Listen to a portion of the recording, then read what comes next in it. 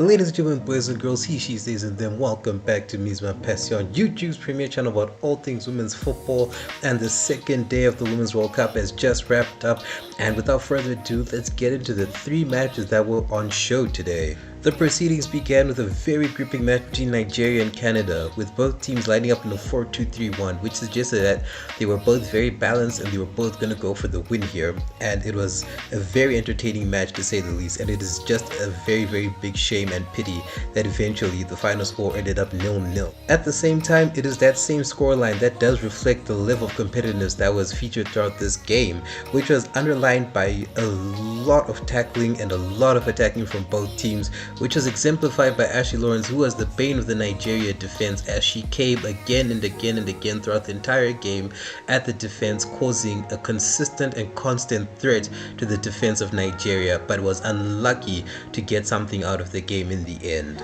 Credit must be given to the Nigerian defense and the team in general, as every time Canada had a question, Nigeria had the answer, and it was absolutely wonderful to just see Nigeria go head to head with the Canadians, who are one of the best teams at the World Cup here. And this defensive solidity was highlighted by the stalwart in the back, Jamaka Nandozie, who was absolutely imperious between the sticks, and this is going to be the highlight and the theme of this entire video, as the goalkeepers today just put on a masterclass of performance across all three games today. Now, this game followed a very cyclical pattern, as Canada were very dominant in the proceedings of the initial first half and the beginnings of the second half, before Nigeria eventually began to wake up and eventually match Canada, which gave us the grippingness of the game. I don't even think that's a word, but that's just how scintillating it was, that we have to make up words to describe just how entertaining it was to watch these two teams go up against each other. The particular moments from this game that highlight the level of competition that was featured throughout the entire 90 was particularly in the 22nd minute, where Onomondo released a very vicious shot from just outside the box, which was saved in the nick of time by Sheridan from the Canadian side, with an eventual open goal being missed by Oshaola from Nigeria, as the keeper was completely out of the picture. But if it wasn't for a last minute save by Buchanan, it was going to be guaranteed to be a goal to Nigeria. And there were two very contentious moments that really stood out from this game, with the first one being in the 46th minute, just at the beginning of the second half. Sinclair was fouled by Odega, and a penalty was subsequently handed to Canada, which was actually saved by Nadozie. Like I said, the theme of this entire video is the goalkeepers, as Sinclair went to the right and Nadozie followed the ball and saved it in a very heroic moment there for her, and the momentum just shifted towards Nigeria for a moment before eventually it started to teeter back and forth between the two teams. And now the final contentious issue happened towards the end of the game,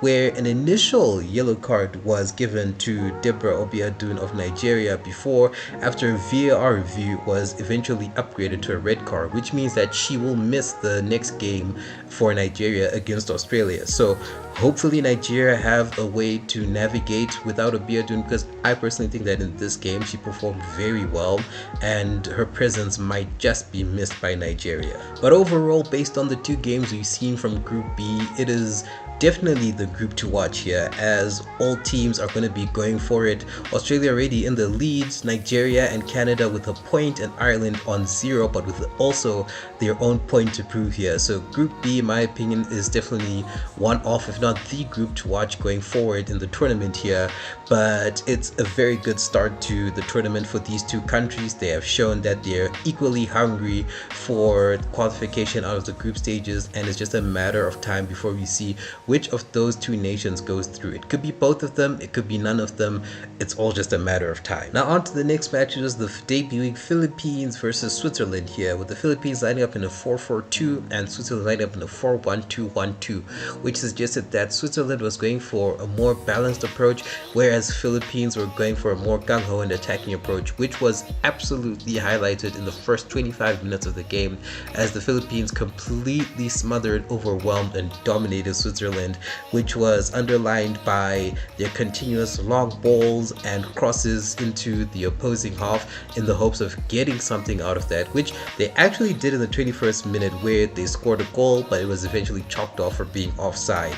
And then after that attempt is where the pendulum began to swing more towards Switzerland's favor, as Switzerland began to come more and more into the Philippines half of the field, as they had pretty much used the first 25 minutes as a feeling out process to see how the Philippines operate. Then after that they came to life and they started to come towards the Philippines and began creating a plethora of attacking options, with Rica in particular being the metronome for those attacks, and she was the danger woman going into the early proceedings for Switzerland's attacks here. And in spite of all these attack opportunities that Switzerland were granted by simply outplaying the Philippines, they had nothing to show for their efforts as the first half came to a close. That was up until the 42nd minute, where in my opinion a very controversial penalty was awarded to the Switzerland team. Now the controversy of this penalty lies in its overall subjectiveness, as in the game itself the player for the Philippines, Coward, was doing her best to clear the ball away from the penalty box, and in that moment Sao, the player from the Switzerland, had lunged in an attempt to get the ball back and continue Switzerland's attack. Now it was unfortunate now because there was contact from Coward to Sao's back leg, and it ended up being called by VAR for review by the referee, and as a result the referee eventually called it for a penalty when initially she had said play can continue. And under such circumstances it's really either or as to the referee's decision, because just as much as she did call it a penalty, she could have easily called it against and say no penalty in spite of the VAR mandated review. So eventually Switzerland did get the penalty, which was quickly dispatched by Ramona Bachmann to give the Switzerland team a goal going into the second half of the game. And for the first 15 minutes of the second half, it was pretty much more of the same from the ending of the first half, as Switzerland were continuously dominating Philippines, especially when it came in attack, and Philippines would have likely considered more if it was not for the goalkeeping heroics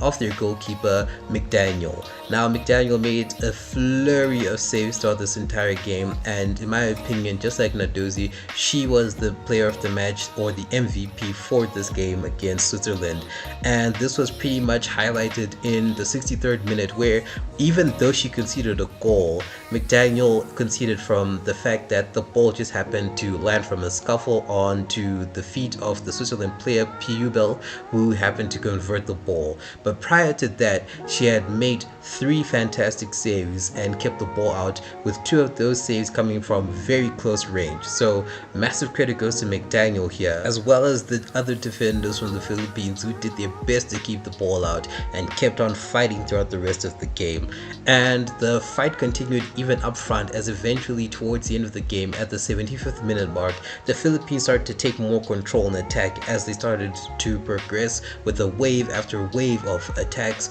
towards the Switzerland defense, but unfortunately they had nothing to show from it. And even though particularly in the 84th minute there was a very good attacking press from the Philippines, eventually the game would end up 2-0 to Switzerland, even though Philippines put up a very spirited performance, with the crowd clearly favoring the Philippines over Switzerland. So hard luck to the Philippines here, and hopefully going into their next game in the group they can show much more tenacity and they can get something out of those games as well, because the signs were very bright and it was a brilliant start by the Philippines, and hopefully they can take lessons from this defeat and put in a much better and improved performance in their next game. And the round of matches concluded with Spain versus Costa Rica, with Spain lining up in a 4-2-3-1 formation, which could basically just transform into 4-3-3 for them to maximize their tiki-taka football, and then Costa Rica lined up in a 3-4-3, which was basically a defensive setup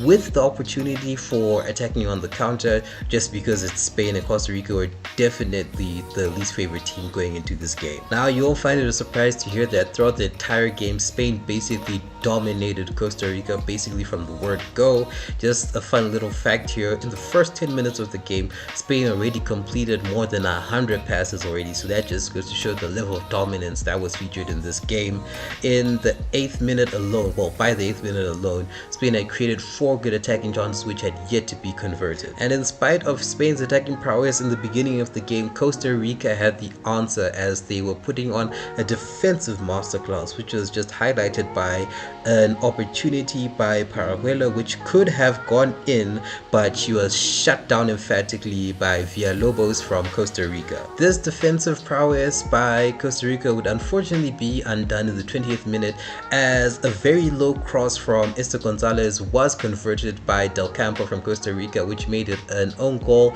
as she had her foot up and which eventually just directed the ball into the back of the net. So it was essentially just a stroke of bad luck that resulted in Costa Rica conceding the first goal of the game. But from there, the defense just completely unraveled as in the 22nd minute, just 2 minutes later, there was another goal for Spain. This time it was a great team goal just finished off by Bonmati, even though the keeper here got something out of it. And the keeper here, Solera, she was just an absolute dynamo for the team, even though they eventually went on to lose. And it was in the 27th minute where, after a beautiful free kick routine by Spain, eventually Gonzalez as well got onto the score sheet after her inadvertent assist in the first goal, as she scored from a quick scuffle in and around the penalty area where she was the first person to get to the ball and convert to make it 3-0 for Spain. And for the 5th game in a row, yet another penalty was awarded, this time to Spain, which was taken by Jenny Hermoso but was saved by Soler again, who was pretty much the MVP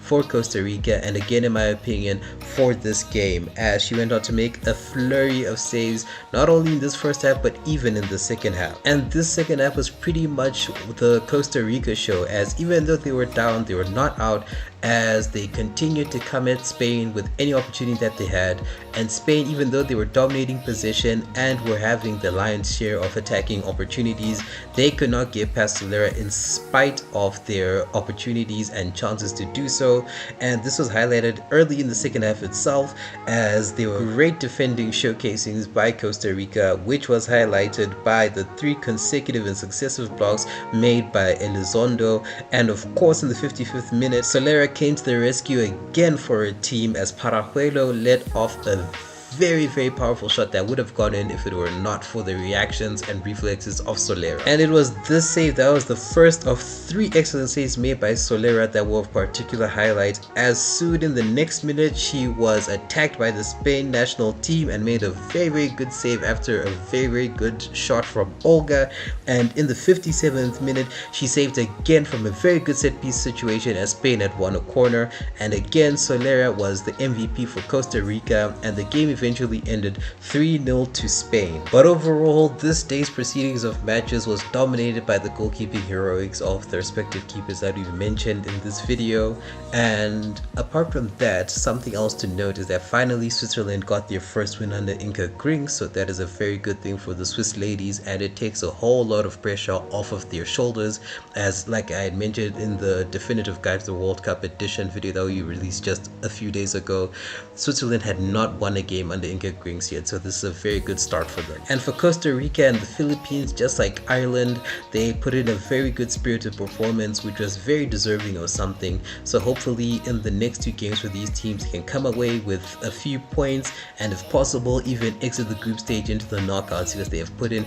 a very good performance and a good showing at the World Cup so far. And finally, Spain have shown that they are early favorites to go all the way to the final after such a dominating display against Costa Rica. Obviously, as Costa Rica are a weaker nation, this win must be taken, fortunately or unfortunately, with a grain of salt, as Spain will need to be tested by a much stronger team to really see how far the team can go in this year's edition of the World Cup. But other than that, that will do it for today's video. Thank you very much for watching. The Women's World Cup is in full flow now, and there are going to be some great games on display tomorrow. My personal highlight for tomorrow is going to be the match between Zambia and Japan. I think out of all 4 matches that are going to be on display tomorrow, that'll be the most fun and most entertaining match to watch. But other than that, thank you very much for watching. Please like, share, and subscribe, and I'll see you in the next video.